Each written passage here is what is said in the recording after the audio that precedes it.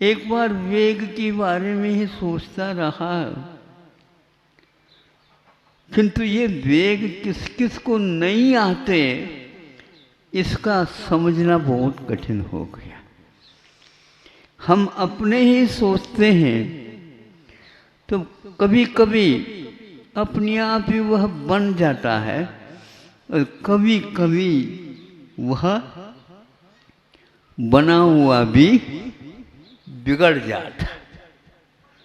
अब ये बिगड़ता क्यों है और वो अपने आप क्यों होता है, तो कई लोग इसके बारे में भी सोच सकते हैं। संयम यह एक प्रकार से हम बुद्धिपूर्वक जितने करना चाहते हैं उतने हमारे हाथ से वो छूटता चला जाता है। यह है प्राय करके सब लोगों का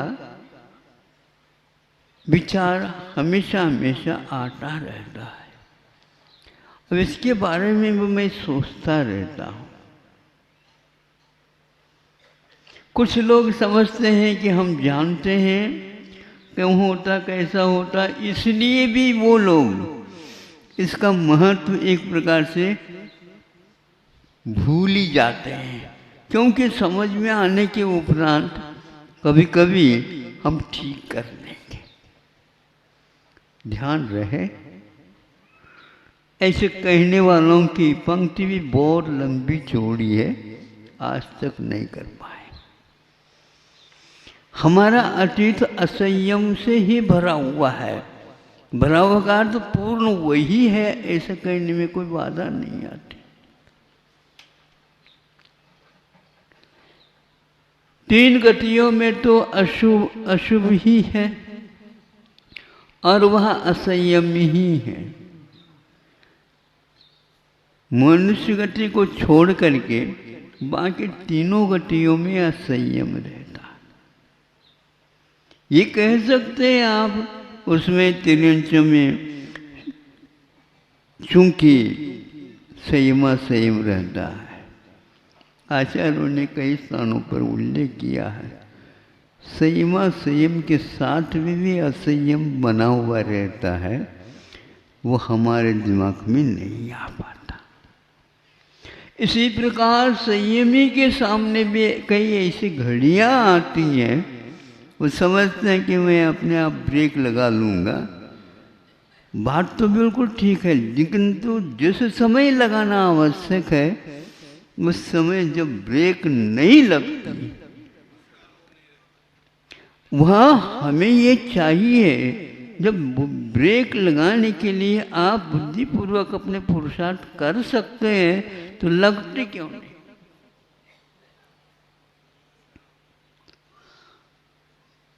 मन जब चाहता उस समय लगे, तभी हमारे गाड़ी का खरीदना सार्थक है। आपके पास ब्रेन होते हुए भी वह काम न करे समय पर, फिर बाद में उस ब्रेन को लेकर के क्या करना और उस क्रेन को लेकर के क्या करना। बाहर तो बहुत उठा रहे हैं क्रेन के द्वारा, लेकिन आप संयत होकर के कितने उठाते हैं हमें बता दो। वो शब्द मैं बताने से पूर्व में या पहले वो ही बताना चाहता हूं, किसी वेग में प्रत्येक शब्द आप अपने कानों से पी लीजिए। मैं दोबारा भी बोल सकता हूं। जो पिया जाता है तो बहुत दिन तक, बहुत समय तक रहता है, और जो चबाया जाता है वह रहे ये नियम नहीं रहता। हाफते हुए खा जाते हैं तो वह बिना पचे निकल जाता, कोई वेस्टेज जिसको बोलना चाहिए। तो किसी वेग में अपढ़ हो या पढ़े, सब एक है। तिलमिलाट हो सकती है इसमें चोटी के विद्वानों को। चोटी रखने मात्र से विद्वत्ता की पराकाष्ठा आती है, ऐसे कोई नियम नहीं। और जो अभी श्री गणेश कर रहा उसके पास भाव एकदम ब्रेक लगाने की आ सकते आते हैं, यह भी आपकी गलत हो सकती धारणा, लेकिन सही है। इस भाव को इसमें लाने का पुरुषार्थ किया। सब एक है इसको सुनने से, पढ़ा लिखा हो करके भी और जो अपढ़ है वो दोनों मिलकर के समान कैसे हो गए। वो पहली की पंक्ति आप पढ़िए और रुकिए किसी वेग में। यह प्रश्न है, ये उत्तर है उसी के साथ। शंका हो सकते हैं लेकिन वहीं पर उत्तर भी मिले किसी वेग में। अब किसी वेग में हो तो कोई भी व्यक्ति हो सकता, वेग तो आता है।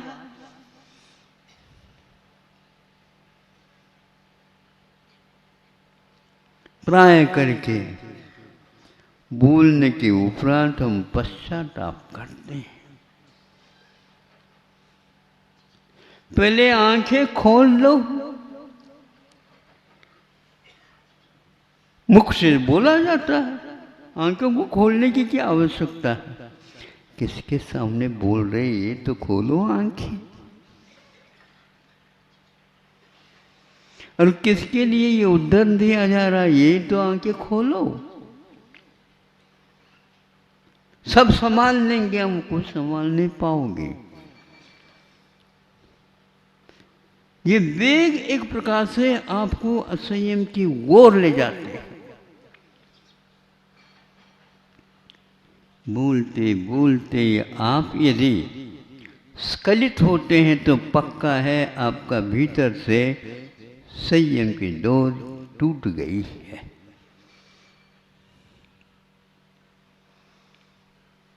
और वह किसी भी प्रकार से शब्दों के द्वारा ही आए ऐसा कोई नियम नहीं।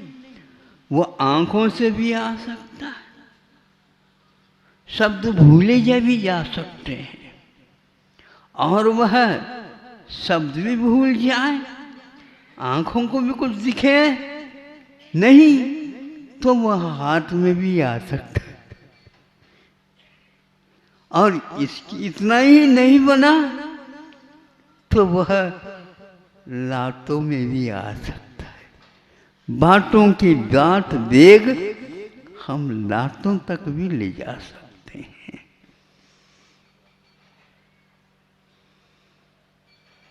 हम दूसरे के बारे में क्यों सोचें। तो किसी वेग में अपढ़ हो या पढ़े,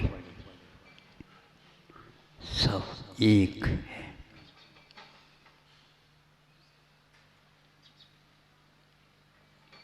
नहीं चाहिए।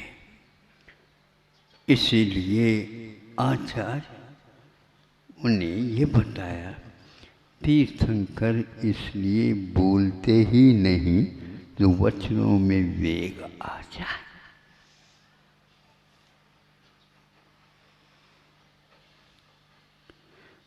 क्योंकि एक बार बोला गया, एक बार तीर कमान से छूट गई, संभव ही नहीं। हमें क्षमा कर दो। वो कहते क्या क्या क्षमा कर, दो हाथ जोड़ने मात्र से क्षमा हो जाएगी। ऐसी क्षमा आपके पुराण है, पोथी भरी हुई है, उसका आज तक कोई असर नहीं हुआ। सर भी सर बोलते हैं ना इसको सिर क्या बोलते हैं, सिर करते करते ये सर हो गया। हाँ, अब जब दिमाग में चढ़ जाता है बड़बड़ाने लग जाता है। उसको यदि हम अंकित कर ले, स्वयं को ही शर्मिंदा होना पड़ता है, कई बार याद नहीं रहता। व्यक्ति वही, किंतु दिमाग में धुंधला धुंधला हो जाता है। अरे नींद हराम तो सबके लिए हो जाता है, बाद में हराम होने से कोई मतलब नहीं। समय पर जो करता है उसकी तो खूबी है। इसलिए इस दिशा में विश्वास तीर्थंकर को था, और वह असत्य लोकप्रिय ने लोक के लिए अप्रिय वचन भी मुख से निकल सकते हैं। इसलिए उनका छद्मस्त अवस्था में नियम रहता है। यद्यपि किसी ने कहा नहीं, लेकिन पक्का है, केवल ज्ञान जब तक नहीं होता तब तक उन्होंने धर्मोपदेश नहीं दिया। घर से बाहर निकला तो वह मौन के साथ ही निकलते हैं, फिर इधर उधर देखना ही नहीं, क्योंकि किसी के साथ बोलना ही नहीं है। महाराज अब बोलो या नहीं बोलो, कम से निगाह तो उठाओ। नहीं समझे महाराज, आप चींटी को तो बचा रहे हो, इसलिए बड़े बड़े व्यक्तित्व को तो कम से कम बचाओ। ऐसे ऐसे शब्दों के प्रयोग भी कर सकते हैं। नहीं भूलने वाला और मोल लेने वाला भी भाई उत्तर तो दे देना चाहिए, तो नहीं तो निगाह में आ चुके हैं हम। हाँ, ये क्या है? इधर बोलते हैं तो कैसेट में भी वो चला जाता है, इधर देखते ही तो वीडियो बन रही है। अब दो ही तो साधन है, थोड़ी सी मुस्कान तो ले महाराज, कहें मुस्कान के स्थान पर और भी कुछ आ सकता है।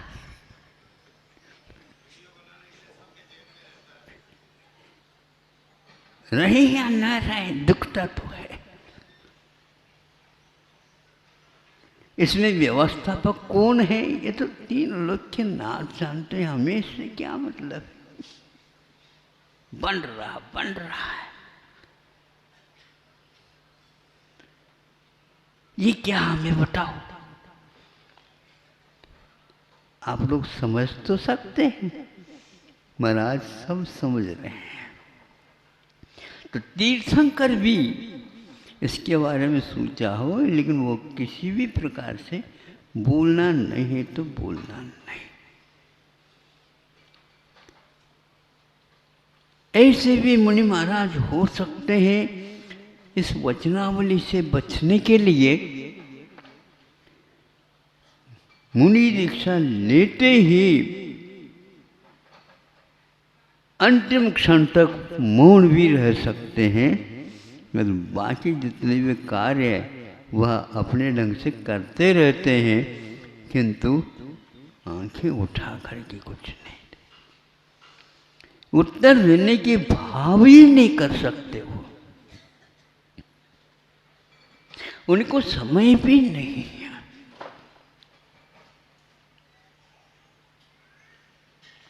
प्रतिकार की बात ही नहीं है। प्रतिकार में अवश्य ही संयम को गौण किया जा सकता है। वह प्रतिकार कितने अनुपात से आ रहा है हम कह नहीं सकते।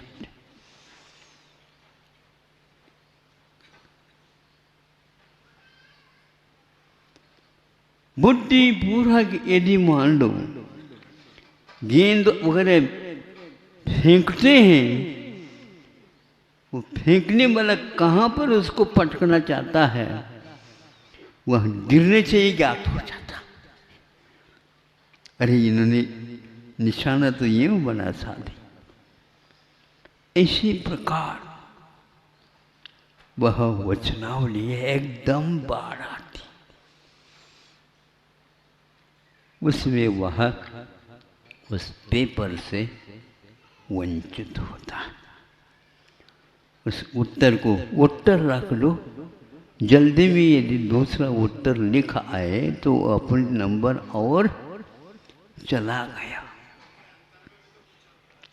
आता होगा लेकिन सही को छोड़ करके गलत जिसको याद भी नहीं किया था वो कैसा आ गया। इसी को बोलते हैं बाढ़। बाढ़ में एक प्रकार से छना हुआ पानी नहीं आता, कीचड़दार आता है। तो इसको वो देख करके अपने आप को समझते हैं नहीं, इस बाढ़ में तैराक भी फेल हो जाता।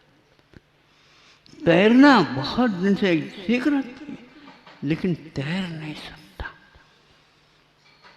क्योंकि बाढ़ में तो बहना बहना ही नहीं, डूब जाना।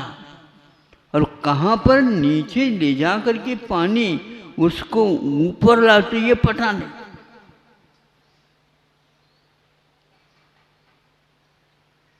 यह उसका नियम है, वेग। तो वेग को यदि आप रखना चाहते हो, कुशलता करो। क्या नियंत्रण के माध्यम से हम उस वेग को भी ऐसा संयत बना सकते हैं तो संवेग है, निर्वेग है, उद्वेग भी तो है।